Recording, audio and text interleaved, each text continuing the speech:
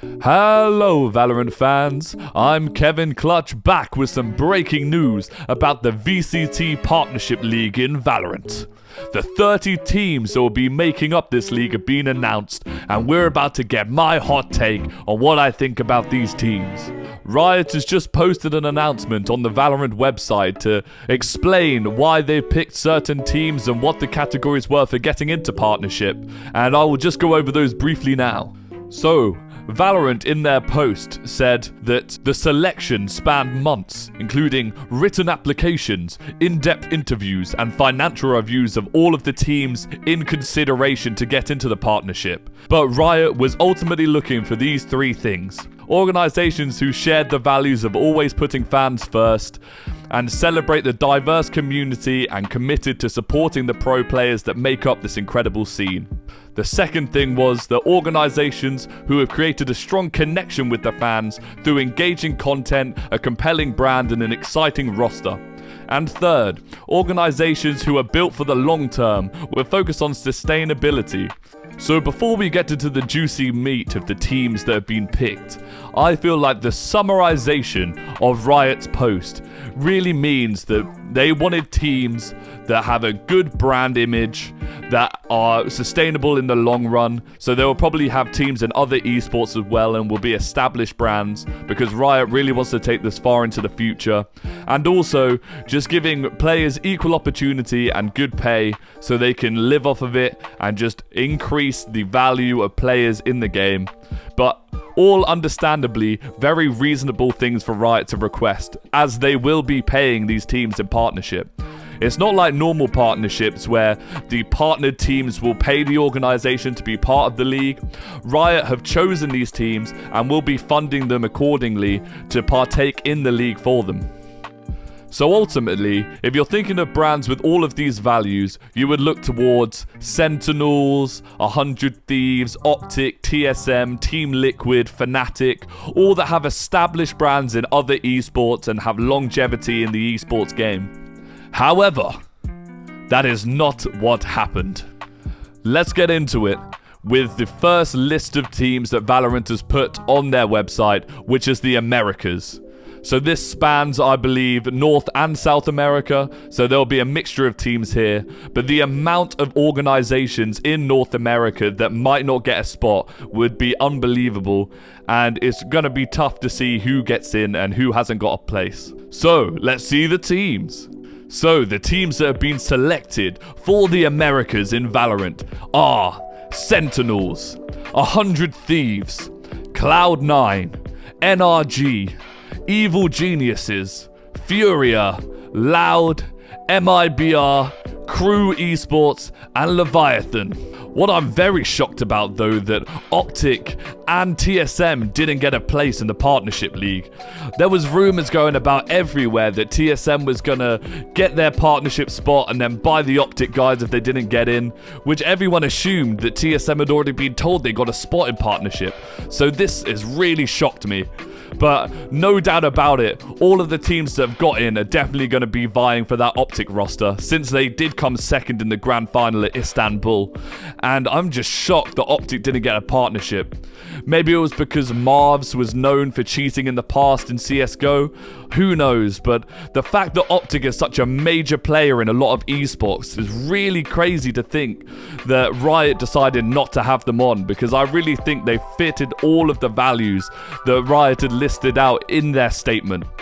But it is crazy. So we will have to see in this roster mania who will pick up the Optic guys, because Ye is probably one of the best fraggers in the game, FNS is probably the best IGL that anyone has ever seen, and Crashies is such a good clutcher. I don't know if people will have Marved on their team or Victor, but all of those guys are amazing, and I wouldn't be surprised if somebody would just pick them up. Maybe 100 Thieves, they've shown interest on Twitter, or maybe Cloud9, who knows, but I know they will be back in action. Fingers crossed. Some other teams that didn't get into the Americas were the Guard and FaZe. I always thought they were on the cusp anyway. I mean, FaZe is a massive organization. They have a lot of esports teams, but in Valorant, they really haven't committed much, and their team isn't that good, so... But it is a shame to see that all of these teams didn't make it into the partnership. But with only 10 spots going for all of the Americas, it is quite hard to pick a couple.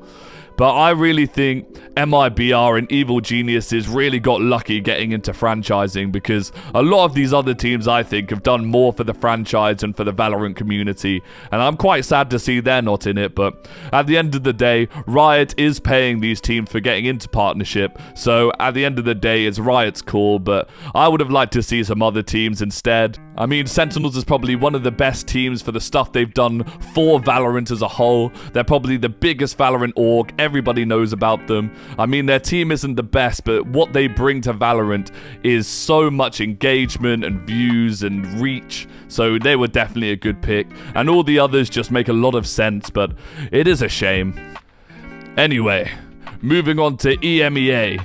We have Fnatic, Team Liquid, Team Vitality, Carmine Corp, Team Heretics, Giants, Na'Vi, Foot Esports, BBL Esports, and Koi. A lot of these teams that got in were not big shocks to me, and all of these teams definitely deserve their spots. I do feel a bit bad that Guild didn't get in, Ascend didn't get in, but at the end of the day, all of these teams that are on here are pretty good. I mean, maybe I would have switched out Carmine Corp and Koi for maybe Guild and G2, but after all of the drama with the G2 CEO partying with Andrew Tate and saying he doesn't give a fuck about anyone, really just made G2 lose their spot, even if they had a chance of getting it, because going back to the statement Riot put out, that is not really promoting equality if you're hanging out with one of the most misogynistic people on the internet at the moment. So, kind of an L for G2, but definitely Guild and Ascend I would have liked to see in there. Maybe OG London. I know they're not the best, but I'm from the UK, so it makes sense. And I'm also surprised that FPX didn't get in, since they did so well in the championship. But I guess the championship didn't mean anything, because a lot of these teams were probably picked before it even started. But yeah, a lot of these teams, it's a shame, but like the quality that we have going into this, it will probably still be good. But yeah, Guild and FPX will definitely be missed from this league. Alright, moving on, going to Pacific. We have Zeta Division, Detonation Gaming, Gen.G, T1, DRX, Team Secret, PaperX, RRQ, Talon Esports, and Global Esports. Again, I'm not surprised about a lot of these teams getting in. I'm glad to see PaperX secured their spot.